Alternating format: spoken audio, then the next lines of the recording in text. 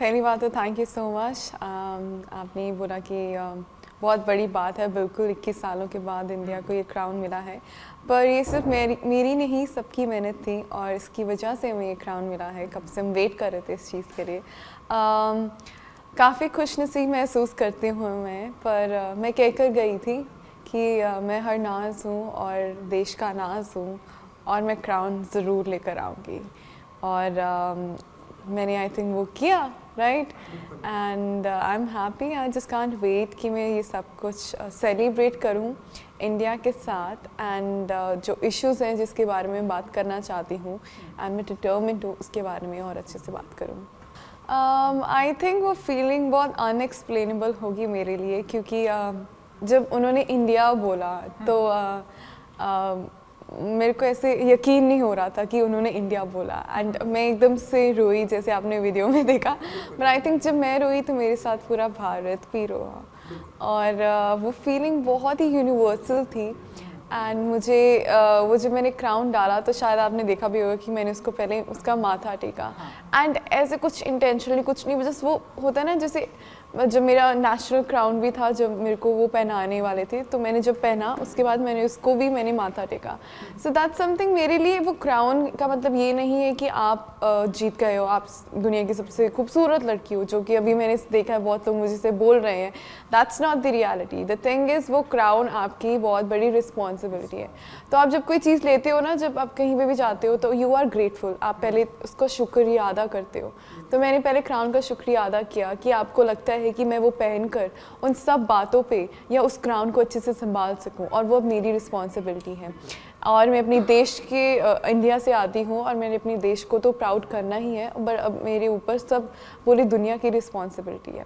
तो जब उन्होंने वो पहनाया तो मुझे तब से ही वो रिस्पॉन्सिबिलिटी महसूस हो गई थी, और मैंने बोला अपने आप को कि हाँ, अब तू जो करना चाहती है वो अब तू करेगी, and now it's happening in your life. जी, अब वैसे मैंने बचपन से कभी नहीं ऐसा सोचा था कि मैं मिस यूनिवर्स के लिए जाना चाहती हूँ, क्योंकि छोटे होते मुझे पता भी नहीं था मिस यूनिवर्स क्या होता है। पर जैसे मैं बड़ी होती रही और मैंने इंस्पिरेशन देखी सुष्मिता सेन मैम से, लारा दत्ता मैम से एंड प्रियंका चोपड़ा से, मुझे ये रियलाइज़ हुआ कि मैंने भी इनके जैसे बनना है। यू नो कि जिस वे में इन्होंने मुझे इंस्पायर किया है, मैं भी किसी लड़की को ऐसे इंस्पायर करना चाहती हूँ, किसी को भी, कि अपने आप पर हमेशा यकीन रखो और सब कुछ आपको मिलेगा अगर आपके नतीजे, आपकी जो नीयत है वो साफ़ है। तो ऐसे ही मैं मतलब मुझे अच्छा लगा जब मैंने रियलाइज़ किया, मेरे को ये पता चला कि मैं एक्टिंग भी कर सकती हूँ, मुझे एक्टिंग करना बहुत पसंद है। एंड मैंने ये भी देखा कि I can become a model also. So ऐसे ही धीरे धीरे मैंने अपने आप को एक्सप्लोर किया कि हाँ, मुझे ये करना अच्छा लगता है। जब आपको एक बार आपके अंदर वो जज्बा आ जाता है ना कि मैं ये करके दिखाऊंगी अपने लिए, तो फिर आपको दुनिया में कोई नहीं रोक सकता। सो वो एकदम से आया when I was 17 years of the age. तो उसके बाद मैंने कभी पीछे मुड़ कर नहीं देखा, और जो मर्ज़ी हो जाए दुनिया में, मैं हमेशा डट के रही हूँ कि कोई मेरा तहस नहस नहीं कर सकता। इनिशियली वो पंजाबी में कहते हैं ना कि इधर दा उधर कुछ नहीं कोई कर सकता, वो अपने आप स्ट्रॉन्ग बिल्ड होता रहा मेरा एटीट्यूड। और यही मेरी एडवाइस होगी यंग विमेन को ऑल अराउंड द वर्ल्ड कि जब आपके अंदर आपका अपने आप पे यकीन है, तो आपको दुनिया में कोई भी नहीं रोक सकता। आपको बहुत लोग आएंगे आपको मतलब नीचा दिखाने के लिए, या मे बी आपको ऐसे लगेगा कि मैं टूट जाऊंगी, पर आप जब तक आपका अपने आप पे कंट्रोल है, कुछ भी नहीं हो सकता। Well, it's too soon to describe that how my future will look, to be honest, क्योंकि अभी कुछ भी नहीं पता है क्या होगा ज़िंदगी में। But being an actor, I am looking forward, जो भी होगा, let's hope for the best, to be honest. But acting हमेशा मेरा पैशन रहा है, और मैं एक्टिंग के थ्रू लोगों को इंस्पायर करना चाहती हूँ, क्योंकि आज की दुनिया में सब एक्टिंग से बहुत इंटिमिडेटेड फील करते हैं, बहुत उनको ऐसा लगता है कि काश हम भी उस कैरेक्टर में होते, काश हम भी उस मूवी में होते। तो पता है हमें कैसे सबको इन्फ्लुएंस करना है, और अगर है वो कला तो आप उसको यूज़ करो सही ढंग में, एंड ये प्लेटफॉर्म से अपने दिल की भी सुनो और लोगों को इंस्पायर भी करो। So let's hope for the best. बिल्कुल बिल्कुल। सो आपका favourite actor? Shahrukh Khan. And female? Deepika Padukone. I think best Om Shanti Om duo मुझे काफ़ी अच्छा लगता है। Not only acting, it's not only about on screen वो कैसे हैं, बट ऑफ स्क्रीन भी वो कैसे हैं। मेरे लिए हमेशा आर्टिस्ट, मैं हमेशा जब आर्टिस्ट को देखती हूँ एज एन ऑडियंस और एज एन एक्टर, तो मैं उनको उस ढंग से देखती हूँ कि ऑन स्क्रीन ही नहीं ऑफ स्क्रीन भी वो कैसे हैं। तो उनका दोनों का जो एटीट्यूड है वो काफ़ी डाउन टू अर्थ रहा है, और जिस ढंग से उन्होंने अपने आप को क्रिएट किया है, अपना ऑरा एंड हर चैलेंज को उन्होंने फेस किया है, आई थिंक वो हम सबको सीखना चाहिए। Sanjay Leela Bhansali, I love his work, I love the quality. जो वो मूवीज़ करते हैं वो मुझे बहुत ही, मतलब वो आई लव इट। वो होता है ना एक आर्ट को वो बहुत अच्छे में दिखाते हैं एंड हर चीज़ की डिटेल्स देखते हैं। तो उनको ज़रूर बहुत टाइम लगता है मूवी बनाने का, बट वो वर्थ इट होती है। And every movie that I watched his movie, every movie, it's just the best till now. So no doubt he's my favorite. And favorite politician? Oh God, I think that is no favorite in that, to be honest. I'm sorry to say that, क्योंकि सबके opinions different होते हैं, and I think especially I would like to encourage the youth कि वो भी part लें इस चीज़ में, क्योंकि आप अपनी दुनिया का आप अपनी देश का भविष्य हो, तो आपको पता होना चाहिए आपके देश में क्या हो रहा है। तो आप बनो अपने यूथ आइकॉन, आप अपने आप बनो स्पीकर, क्योंकि हर इंसान बहुत अच्छा स्पीकर है, बस उसको ढूंढना है किसकी एबिलिटीज। आई थिंक जो मेरी फेवरेट मूवी अभी तक की रही वो मैरी कॉम है। द वे उन्होंने, क्योंकि मैं हमेशा विमेन एम्पावरमेंट पे बात करती हूँ, सिर्फ बात ही नहीं है, I have seen that closely, और मुझे पता है कि मैंने क्या ब्रेक करना है वो स्टेरियोटाइप। तो वो मैरी कॉम मुझे बहुत इंस्पायरिंग लगती है। दंगल भी है, बट वो होता है ना कि जैसे हर मूवी अपने आप में अच्छी है, दंगल अपने आप में मुझे बहुत अच्छी लगती है और मैरी कॉम अपने आप में। तो जब भी वो गाना है ना, दिल ज़िद्दी है, आई थिंक वो हर इंसान में वो उसका दिल है वो ज़िद्दी, बस उसको ढूंढना है कि वो किस चीज़ के लिए ज़िद्दी है, और जब वो ज़िद पकड़ लेता है तो वही बात, कुछ नहीं, उसका कोई नहीं कुछ उखाड़ सकता।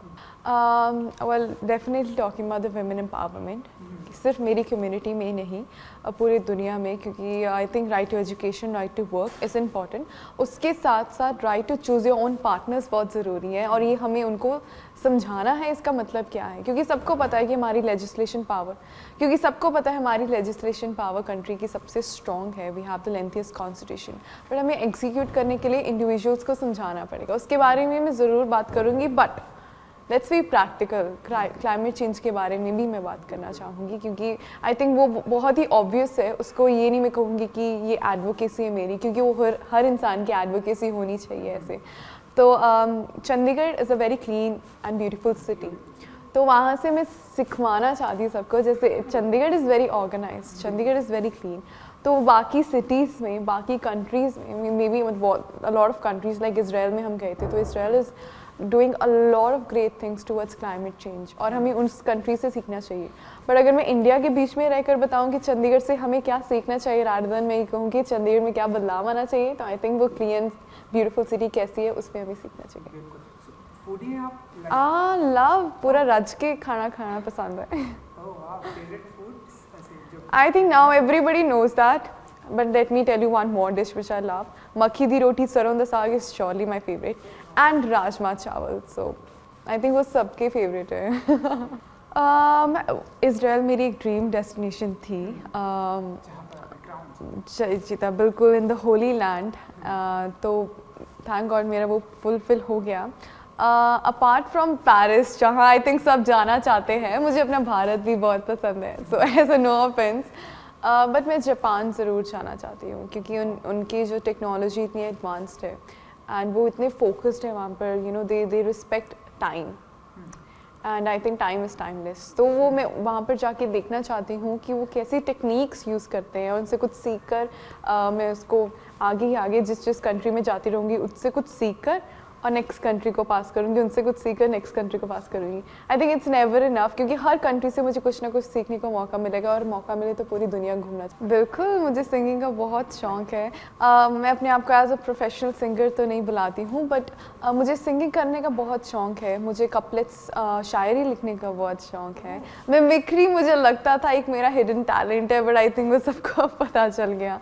अपार्ट फ्रॉम दैट मुझे गार्डनिंग का भी बहुत शौक है, क्योंकि मेरे दादाजी फार्मर थे और मेरे मॉम को गार्डनिंग का सो वो होता है ना कि ऐसे आपको वहीं से आता है, तो मुझे नेचर के साथ भी रहना बहुत पसंद है। तो ये ऐसी छोटी छोटी चीज़ें हैं जो हरनाज को डिफाइन करती हैं। आप चाहते हो कि मैं किसी फेमस पर्सनालिटी की मिमिक्री करूं, तो आपको फिर वेट करना पड़ेगा जब तक मैं किसी की बायोपिक करूंगी। Right, I think nervous is a very very natural feeling. कुछ गलत नहीं है अगर आप नर्वस फील करते हो, पर उसको ओवर पावर कैसे करना है वो बहुत ज़रूरी है, क्योंकि आखिर में इंसान वो ही सक्सेसफुल हो जो अपने इमोशंस को कंट्रोल कर सके। एंड ज़रूर मैं थी नर्वस जैसे हर लड़की थी, पर एट द एंड मैंने अपनी विजन को देखा और मैंने अपने आप को बार बार स्टेज पे चढ़ने से पहले ये सवाल पूछा कि मैं क्यों आई हूँ, और ये मौका मुझे बार बार नहीं मिलेगा। तो that 1 minute of my life can decide कि मेरी लाइफ में क्या होगा आगे, और जो होगा अच्छे के लिए होगा, और अपने आप पे यकीन रखो तो ही आपको सब कुछ मिल सकता है। तो मैं जब स्टेज में थी I was being my self, मैं किसी और की तरह नहीं दिख रही थी। मैं भूल गई थी मेरे आसपास कितनी सुंदर लड़कियां हैं, कितनी टैलेंटेड लड़कियां, कितने लोग बैठे हैं। मैं बस अपने आप पे ध्यान दे रही थी। आई थिंक तभी आप जीत सकते हो अपने आप से। Thank you so much.